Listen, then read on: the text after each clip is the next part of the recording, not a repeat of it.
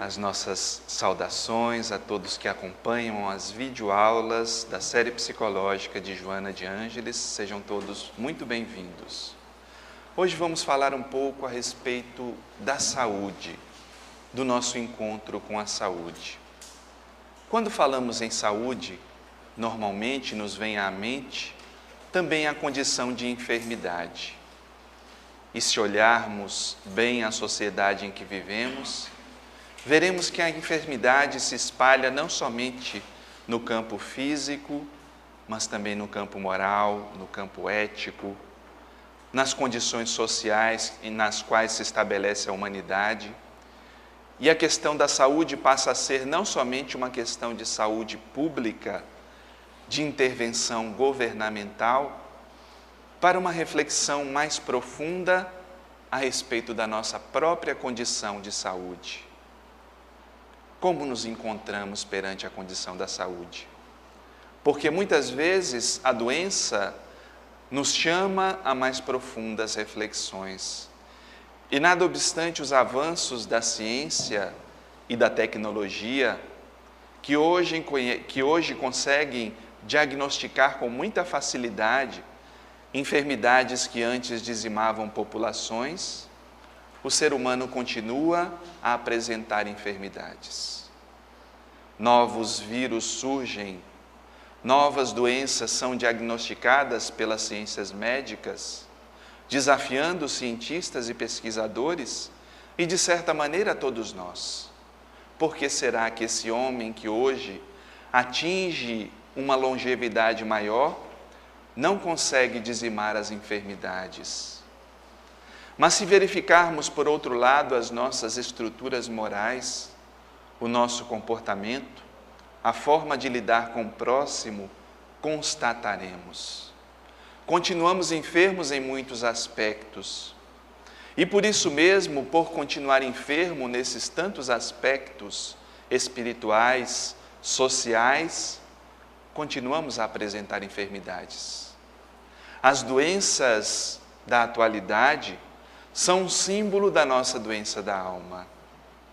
E já dizia Sócrates que devemos tratar o todo, devemos tratar da alma se queremos que todas as partes fiquem boas.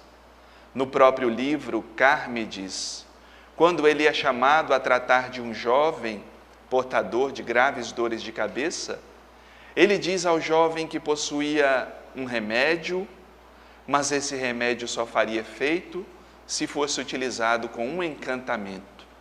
E o jovem logo pergunta: qual seria esse encantamento? Não bastará eu lhe dar o remédio, a erva, para que você cure a sua dor de cabeça, jovem Carmides? Porque se junto não vier também esse encantamento, que faz parte de um comportamento moral, ético, que cuide da alma, que cuide da nobreza, do caráter, o remédio para a dor de cabeça não bastará. E verificamos que séculos anteriores a Cristo, o filósofo Sócrates já chamava atenção para essa condição de uma saúde integral. Porque, como diz a benfeitora Joana de Ângeles, na obra Encontro com a Paz e a Saúde, analisando-se o atual comportamento humano, não padece dúvida de que a sociedade terrestre encontra-se enferma. A sociedade se encontra enferma.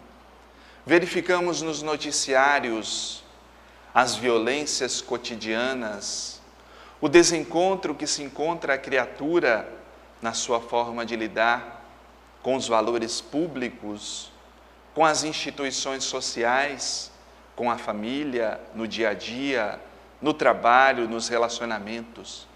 A nossa sociedade se encontra enferma e não merece cuidado somente a medicação que deveremos tomar para essa enfermidade, mas um trato profundo, um olhar profundo sobre a nossa própria enfermidade.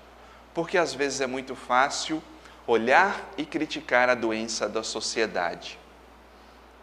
Mas porque somos partes dessa sociedade, na condição de partícipes, deveremos nos questionar: qual é a minha doença? Qual é a minha enfermidade pessoal que se soma a essa enfermidade coletiva? Qual é a contribuição positiva ou negativa que dou para que a sociedade continue da mesma forma que se encontra, ou para que ela se modifique, que ela se estruture em novas bases, onde possa encontrar-se numa condição de saúde? Mas aí questionamos: o que é saúde? A Organização Mundial da Saúde define que saúde é o completo bem-estar físico, mental e social, e não apenas a ausência de doença. Essa definição da OMS já significou um grande avanço para as ciências médicas, porque anteriormente pensávamos: bem, se eu não estou com alguma enfermidade, eu me encontro saudável, me encontro na condição de saúde. Mas esses tópicos, orientados pela Organização Mundial da Saúde, nos dão a ver que a condição de saúde é uma condição mais complexa. Em primeiro lugar, um completo bem-estar físico. Estamos numa condição de completo bem-estar físico? Às vezes é uma condição rara, porque uma ou outra enfermidade, uma ou outra crise, um ou outro vírus que nos atinge, que nos deixa vulneráveis. E isso é uma dicotomia interessante da natureza humana, porque somos tão fortes para determinadas coisas, às vezes suportamos traumas gravíssimos, doenças seríssimas, mas um único vírus pode debelar a nossa própria existência física. Então, participar da condição de um completo bem-estar físico é um desafio para o ser humano. Mesmo diante das condições que temos hoje, com tantos suplementos alimentares, eu tenho uma conhecida que pela manhã ela toma 26 pílulas de complementos alimentares. Então nós imaginamos, eu chamo ela de mulher biônica. Você é a mulher biônica. São os tratamentos modernos que oferecem suplementos para as nossas deficiências orgânicas, muito bem estudados pela medicina, muito bem trabalhados, mas que mesmo assim não garantem um completo bem-estar físico. Mas não bastasse esse desafio, a OMS conclui também que temos que ter um bem-estar mental. E quantas vezes temos crises em nosso psiquismo? As crises comportamentais, os nossos estresses, os nossos desafios cotidianos que nos tiram do sério, que trazem transtornos da própria emoção, a ansiedade, e aí verificamos que a nossa condição de saúde novamente é abalada pelo nosso dia a dia. A forma como reagimos, como lidamos com as pressões, tudo isso vai aumentando a carga que muitas vezes interfere negativamente na nossa condição de saúde. E perdemos a saúde, perdemos essa busca de um ser saudável, porque ainda não agimos na condição de ser integral que devemos ser. Não ativamos todos os valores da alma da forma como deveríamos agir, atuar, impulsionar, e a nossa saúde é atingida. E na terceira condição, a condição social, verificamos que esse trio se forma numa condição, numa busca, num desafio da saúde, que muitas vezes não conquistamos, ou na maioria das vezes nós não atingimos.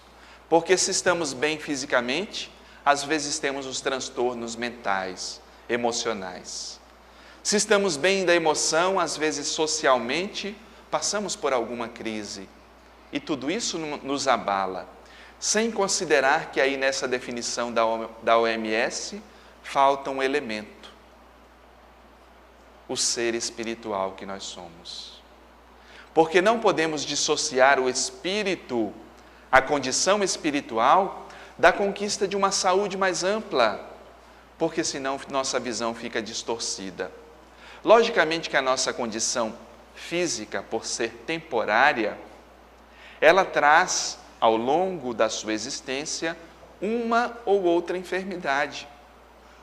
Mas o mais importante é questionar: o corpo pode encontrar-se enfermo, mas como se encontra o espírito em sua trajetória? Como está a saúde do espírito? Porque esse novo componente, o componente espiritual, que Joana de Ângeles aborda em suas obras e que o Espiritismo traz em todo o seu contexto, é importantíssimo para verificarmos a nossa condição de ser saudável, mesmo que tenhamos enfermidade, o que é diferente. Ter enfermidade faz parte da nossa trajetória. Existem certamente algumas enfermidades que são muitas vezes escolhidas por nós na forma de comportamentos equivocados. Escolhemos ter uma enfermidade quando seguimos de forma equivocada pela vida, quando abusamos das nossas forças orgânicas, quando abusamos do nosso próprio comportamento. Aí a vida traz como lei de causa e efeito. Mas, se temos um comportamento saudável e mesmo assim o nosso corpo é enfermo, se não tivermos o olhar do Espírito, não verificaremos que essa matriz de enfermidade se encontra presente desde vidas passadas, trazendo a possibilidade ou a probabilidade maior de enfermarmos por conta de termos mal utilizado o nosso organismo em existências anteriores, pregressas. Por isso que vemos muitas pessoas que consideramos: mas fulano é uma pessoa tão boa, uma pessoa caridosa, uma pessoa que faz o bem, uma pessoa, um espírito nobre, mas por que será que é afligido por tantas enfermidades? Porque não sabemos das suas vidas passadas. Adentra-se nesse aspecto também, às vezes, a escolha do próprio espírito, que escolhe passar por certas enfermidades para ensinar, para proporcionar o avanço das ciências naquele determinado campo, mesmo sendo um espírito nobre. Nos recordemos da obra Missionários da Luz, quando uma dessas entidades nobres, ao escolher o seu corpo, coloca no perispírito uma certa disfunção hormonal para que o seu corpo não tivesse as formas perfeitas. E sua tireoide seria superestimulada e ela teria problemas nessa área. Não se tratava de um espírito enfermo, mas de um espírito que escolheu aquela condição. E André Luiz pergunta: mas por que a senhora não escolheu ter um corpo perfeito? No que ela responde para André Luiz: bom, mesmo tendo a condição de completista, e completistas são aqueles espíritos que têm maior condição de escolherem seus próprios corpos, mesmo tendo essa condição, eu poderia falhar na minha missão, se tivesse o organismo totalmente perfeito e as formas totalmente belas. Eu poderia falhar. Então eu escolhi ter as formas menos harmônicas e ter um corpo que apresentasse certa disfunção nessa área. Então verificamos nessa condição que a saúde é observada de uma forma mais ampla. A saúde tem que ser olhada a partir do espírito também, senão essa visão da Organização Mundial da Saúde fica uma visão limitada. Não somente o bem-estar físico, mental e social, o que já é amplo e já é um desafio, mas também o bem-estar espiritual. E Allan Kardec, no Evangelho segundo o Espiritismo, nos diz que se os médicos são mal-sucedidos tratando da maior parte das moléstias, é que tratam do corpo sem tratarem da alma. Ora, não se achando todo em bom estado, impossível é que uma parte dele passe bem. Os cuidados com a alma, os cuidados com uma conexão mais profunda da nossa própria essência. Eu verificava há poucos dias atrás os postulados dos narcóticos anônimos e dos alcoólicos anônimos. E um dos postulados que eles trazem na recuperação desses enfermos, desses adictos, é exatamente um passo muito importante.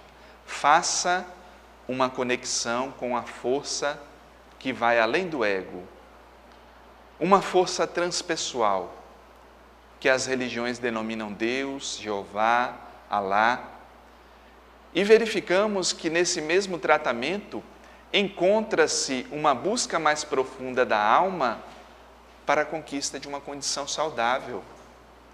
Por isso que muitas vezes os médicos não conseguem debelar as nossas doenças, porque eles simplesmente olham o sintoma que se apresenta.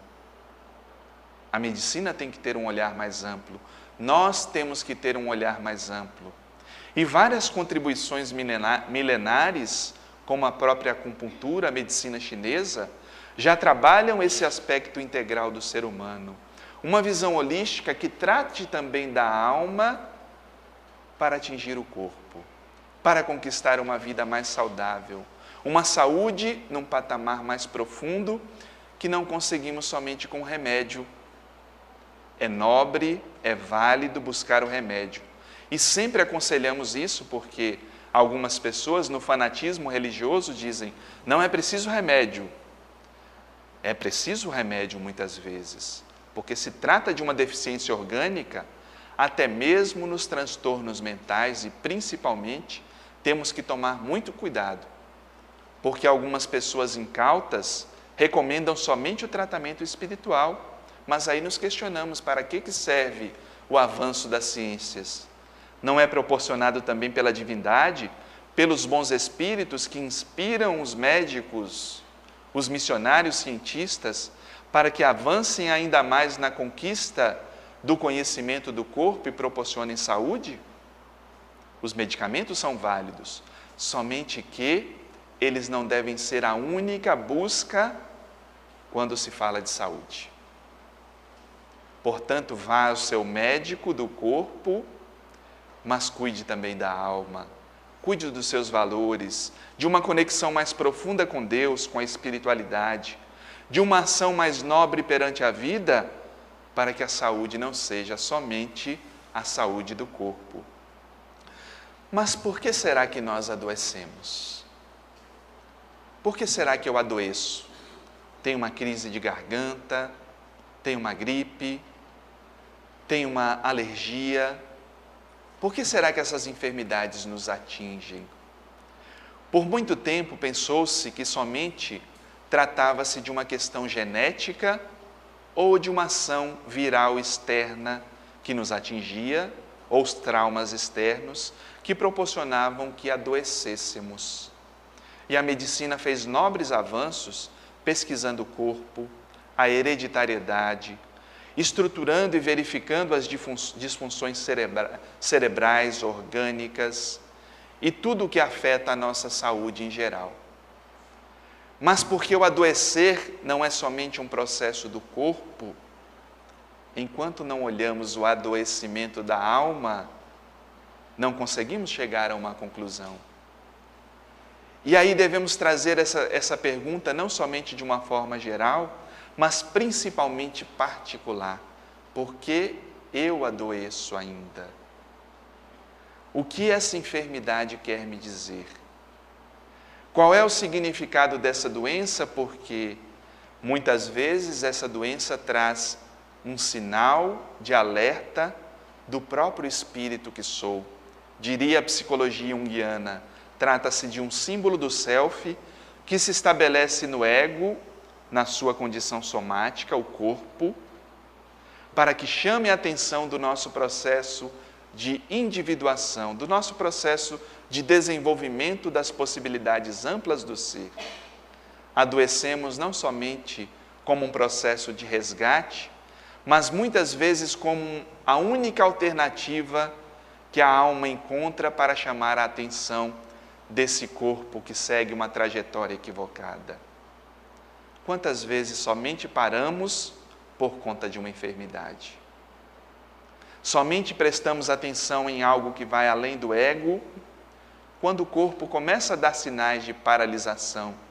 E diz um médico, amigo meu, que um dos maiores fatores de transformação da criatura humana se chama as chamadas crises cardíacas, um infarto fulminante às vezes, que chama a atenção e desperta. O problema é quando desperta somente no plano espiritual, daí não dá tempo de voltar.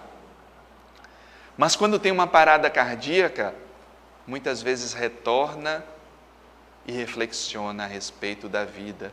Por isso dirá o médico Deepak Chopra: abra o seu coração para a vida, para as pessoas, para as suas relações, antes que um cirurgião tenha que fazê-lo. Por que será que adoecemos?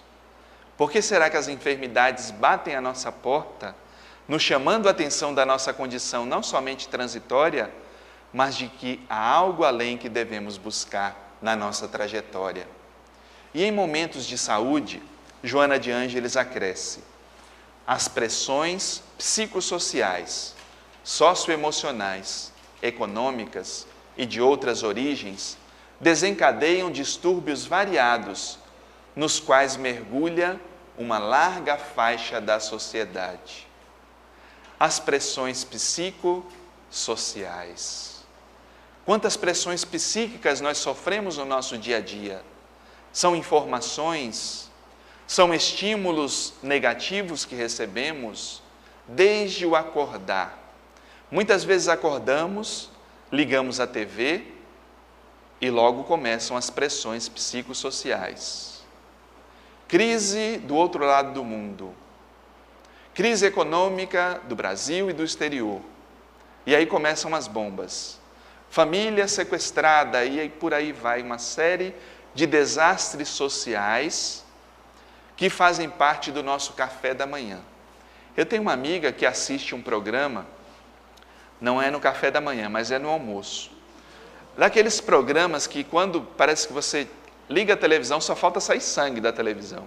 Outro dia eu almoçava com ela, e aí perguntei: mas por que você assiste isso na hora do almoço? O olho dela chega e estava arregalado, porque as notícias eram tão boas, e eles mostravam cadáveres, pessoas que tinham tomado tiros, e por aí vai.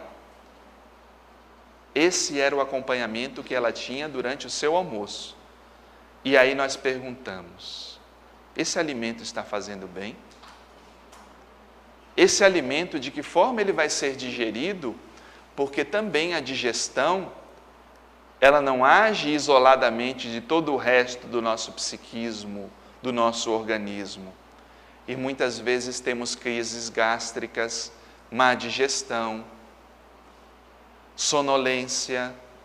Temos um organismo que não funciona direito porque os estímulos que ele recebe ao longo do seu processo são estímulos negativos. Então o processo de adoecer vai além de uma percepção física, não é somente o que como, mas a forma como faço. E quantas vezes a ansiedade participa desse nosso momento do alimento, porque hoje, infelizmente, vamos perdendo o hábito de almoçar em família. Muitas vezes não temos tempo nas cidades grandes de ir até em casa e vamos nos self-services da vida. Nada contra. Mas às vezes isso nos impulsiona a um estado de ansiedade tamanho que também adoecemos por conta disso. As pressões psicossociais, socioemocionais, os nossos relacionamentos, o desgaste do trânsito do dia a dia, as tensões do trabalho, tudo isso vai se somando às pressões que fazem com que adoeçamos cada vez mais. Vamos tendo enfermidade não somente por conta da nossa hereditariedade, sem desconsiderar esse fator, que é um fator importante, porque traz a predisposição orgânica. Mas essa predisposição, muitas vezes, é intensificada por conta da falta de cuidados que nós temos para conosco, para com a nossa vida. Econômicas e de outras origens vão se somando. Quantas preocupações em torno do ter dinheiro para pagar as contas, do ter uma posição melhor na vida, do ter um carro do ano, Tudo isso vão sendo pressões sociais, econômicas, de status, de colocação na sociedade, e vamos nos perdendo muitas vezes da conquista mais importante, que é o nosso próprio desenvolvimento moral, espiritual, intelectual também, cognitivo, tudo isso faz parte. E quando tudo isso estiver harmônico, o espírito, a emoção, o comportamento, as outras conquistas vêm por acréscimo. Como o próprio Jesus já trazia no Evangelho: por que andais tão ansiosos quanto ao comer, ao beber, ao vestir? E nos trazia os símbolos das aves do céu, dos lírios do campo, símbolos da própria natureza, que era bem-aventurada porque participava de toda a herança divina, sem a carga de ansiedade que nós temos. E quantas preocupações nós temos diárias que vão se acumulando, e engraçado que nós não sabemos por que enfermamos. Por que será que nós enfermamos? Porque muitas vezes tudo isso vai se somando e nós não damos uma vazão correta na conquista da saúde. Invariavelmente, na raiz dos desastres orgânicos, das infecções, das instalações de sintomas e das doenças, encontra-se o indivíduo em si mesmo. É o que Joana nos traz em Atitudes Renovadas. Quem é esse indivíduo que está por trás das enfermidades? Que não faz a sua trajetória de forma nobre, de forma ética, de forma correta, para ativar a saúde em seu ser. Porque nós estamos na raiz de todos os males. Isso, ao invés de ser algo negativo, é algo positivo. Mas por que algo positivo? Porque se eu sou o problema, eu sou também a solução. Eu sou a solução para esses transtornos, essas enfermidades. E se temos o olhar espiritual da vida, nós vemos até mesmo esses transtornos como uma possibilidade de ativar as energias que irão me curar.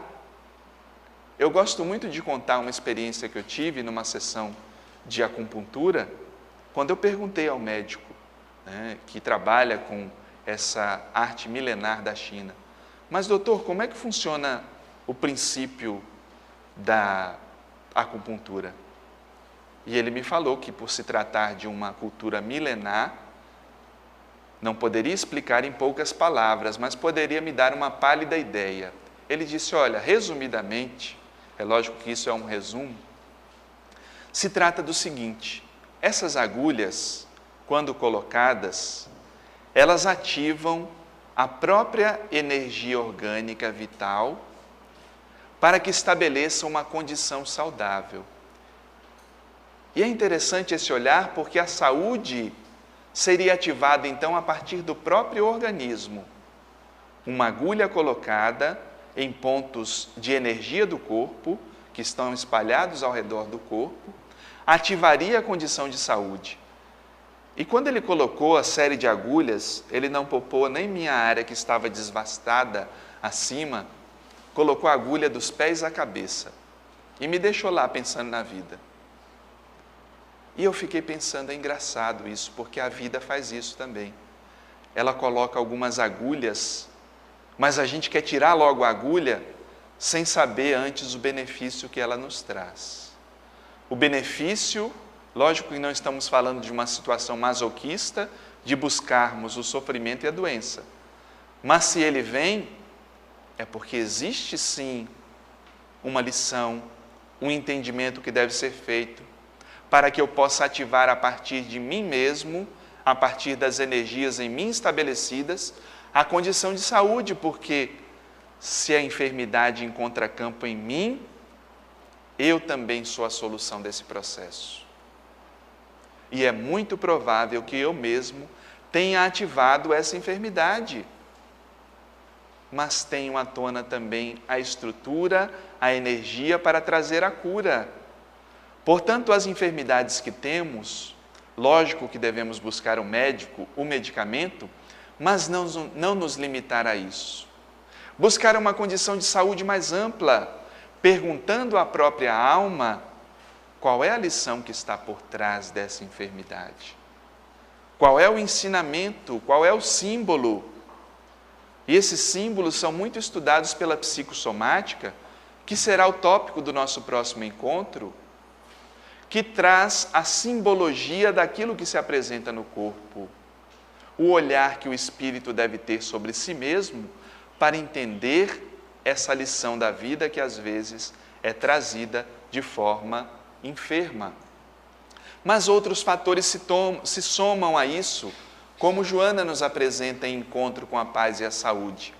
As preocupações desordenadas com a aparência, como fator de autorrealização, vêm desviando as pessoas da sua realidade, da beleza interior que se reflete no exterior, assim como as exigências descabidas dos padrões de beleza.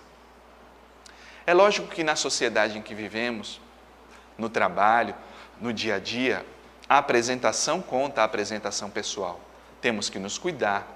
Mas quando isso passa a ser exagerado, aí mostramos a nossa condição de enfermidade. E hoje nós vivemos a ditadura da beleza. Os padrões de beleza são vendidos e o pior, muitas vezes não temos um senso crítico e nos achamos tão desviados daquele padrão de beleza e corremos atrás de supri-lo.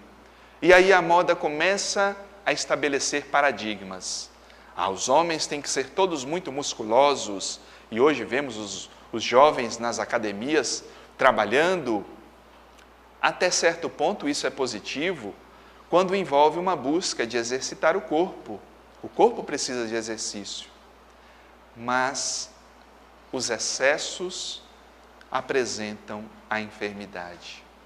Esses jovens não se contentam somente com o trabalho natural do exercício de musculação e de tantos outros desportos, e começam a tomar muitas vezes anabolizantes para ficarem com a estrutura forte por conta de contar somente a aparência. E por trás desses bíceps musculosos, desses homens e jovens fortes, muitas vezes se encontra uma estrutura óssea que não dá conta de sustentar aquela carga do corpo. E os hormônios também vão sendo atingidos, criando desestrutura orgânica em outras áreas do comportamento, e a doença se instala. Fisicamente parecem perfeitos os Apolos, os Adonis modernos. As pessoas olham e muitas vezes invejam corpos trabalhados artificialmente. E verificamos como o padrão da moda, encontrando criaturas que não têm um senso moral, um senso crítico favorável, cria e constrói ainda mais a doença. E o padrão da moda começa a ditar para as mulheres. Mulheres têm que ser todas muito magras. Mas as mulheres, além de magras, têm que ter também os seios fartos, as pernas fortes. E outro dia eu comentava com a minha esposa, com Iris, mas Iris, a estrutura magra comporta também ter também os seios fartos, volumosos, as pernas fortes? E a gente chegou à conclusão de que alguma coisa estava errada nesse padrão. E muitas vezes as pessoas correm atrás de padrões da moda de imagens falsificadas, porque outro dia víamos uma imagem de um corpo belíssimo de uma mulher, só que um detalhe, ela não tinha umbigo. E aí ficamos, coitada, ela nasceu sem umbigo. Não era isso, era que o Photoshop tinha esquecido de colocar o umbigo novamente no lugar e trabalhava as formas, vendia as formas, e vendia a dieta da lua, dieta da água, dieta do ar, dieta do não sei o que as pessoas fazem sem nenhum controle, porque estão presas à aparência, a essa ditadura da beleza que muitas vezes nos é imposta, mas que nós temos sim a possibilidade de recusar, dizer não, muito obrigado. Eu prefiro ter minhas formas que não pareçam tão harmônicas, mas ter uma vida saudável. Exercitar o corpo? Muito bem, isso é ótimo. Mas esse excesso passa a ser a patologia. Essa busca excessiva de tudo de ser magro e depois o padrão muda, agora não é mais magro, agora tem que ser cheinho. E aí tome-lhe suplemento alimentar para ficar forte e musculoso. E vai nesse ioiô que ora está para um lado, ora está para o outro. E a gente não questiona o que é mais saudável para a nossa busca. O que é mesmo a busca da saúde? E nos perdemos nessas exigências descabidas. E o despertar do espírito, Joana de Ângeles chama a atenção que o ser humano reage ante tudo aquilo que o desagrada ou confunde, aflige ou perturba, deixando que se exteriorizem as energias primárias momentaneamente contidas pela educação, pela timidez e interesses imediatistas. Quantas vezes reagimos ao invés de agir? Quantas vezes somos tolhidos de certas manifestações porque temos interesses? Eu não posso gritar com o meu chefe. Engulo calado aquilo que meu chefe me fala.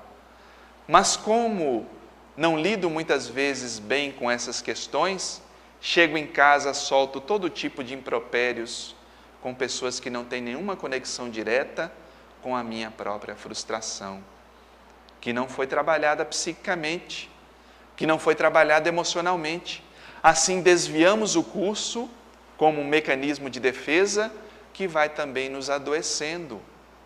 Reagimos ao invés de agir. Tudo que nos desagrada, tudo que nos atinge diretamente, ao invés de termos uma ação positiva, mesmo que enérgica, porque às vezes é necessário ser enérgico, mas não precisamos de violência para isso.